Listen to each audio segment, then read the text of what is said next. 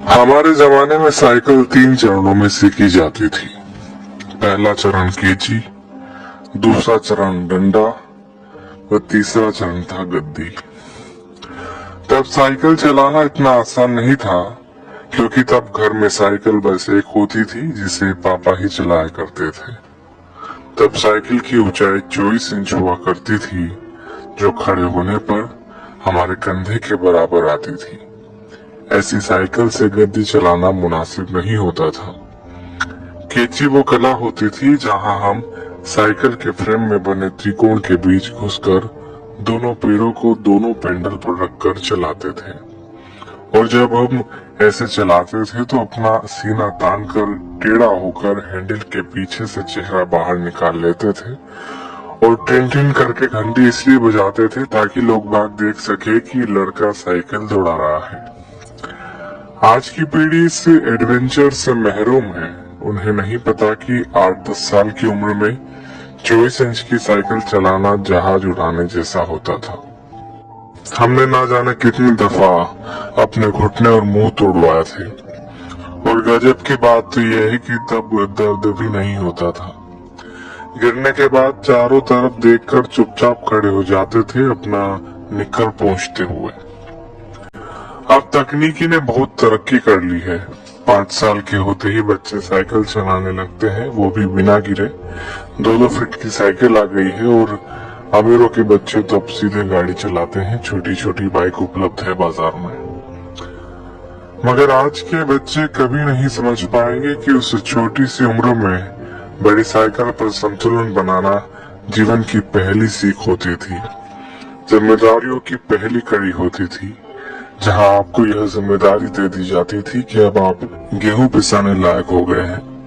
इधर से चक्की तक साइकिल डुगराते हुए जाइए और उधर से केची चलाते हुए घर वापस आइए। और यकीन मानिए, इस जिम्मेदारी को निभाने में खुशियां भी बड़ी गजब की होती थी। और ये भी सच है कि हमारे बाद केची प्रथा विलुप्त हो गई है। हम लोग ही दुनिया की आखिरी पीढ़ी है जिसने साइकिल चलाना 3 चरणों में सीखा था। हम वो आखिरी पीढ़ी है जिन्होंने कई बार मिट्टी के घरों में बैठकर परियों और राजाओं की कहानी सुनी, जमीन पर बैठकर खाना खाया, पेट में चाय पी है। हम वो आखिरी लोग हैं जिन्होंने बचपन में मोहल्ले में मैदानों में अपने दोस्तों के साथ परंपरागत खेल, गिल्ली डंडा, लुका छुपी, खो खो, कबड्डी, कंचे जैसे खेल खेले हैं। हम वो आखिरी पीढ़ी के लोग हैं जिन्होंने कम या बल्ब की पीली रोशनी में होमवर्क किया है और नोवेल पढ़े हैं। हम उसी पीढ़ी के लोग हैं जिन्होंने अपनों के लिए अपने जज्बात खतों में आदान प्रदान किए हैं। हम वो आखिरी पीढ़ी के लोग हैं जिन्होंने कूलर, एसी व हीटर के बिना ही बचपन गुजारा है। हम वो आखिरी पीढ़ी के लोग हैं जो अक्सर अपने छोटे बालों में सरसों का ज्यादा तेल लगाकर स्कूल और शादियों में जाया करते थे। हम वो आखिरी पीढ़ी के लोग हैं जिन्होंने स्याही वाली दवात या पेन से कॉपी, किताबें, कपड़े और हाथ काले नीले किए हैं। हम वो आखिरी लोग हैं जिन्होंने टीचर्स से खूब मार खाई है। हम वो आखिरी लोग हैं जो मोहल्लों के बुजुर्गों को दूर से देखकर नुक्कड़ से भागकर घर आ जाया करते थे। हम वो आखिरी लोग हैं जिन्होंने गोदरेज सोप की गोल डिबिया से साबुन लगाकर शेव बनाई है, जिन्होंने गुड़ की चाय पी है, काफी समय तक सुबह काला या लाल दंत मंजन या सफेद दूध पाउडर इस्तेमाल किया है। हम निश्चित ही वो आखिरी लोग हैं जिन्होंने चांदनी रातों में रेडियो पर बीबीसी की खबरें, विविध भारती, ऑल इंडिया रेडियो और बिनाका गीत माला जैसे प्रोग्राम सुने हैं।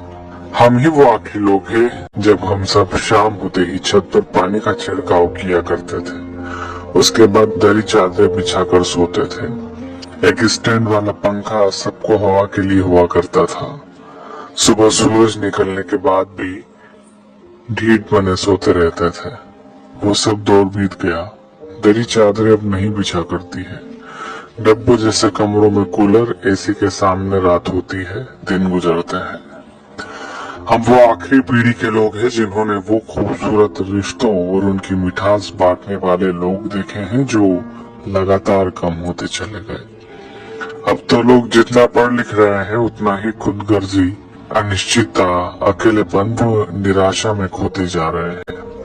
हम ही वो खुशनसीब लोग हैं जिन्होंने रिश्तों की मिठास महसूस की है। हम एकमात्र वह पीढ़ी है जिसने अपने माँ बाप की बात हमेशा मानी है और बच्चों की भी मान रहे हैं। आई होप आपको पसंद आएगा।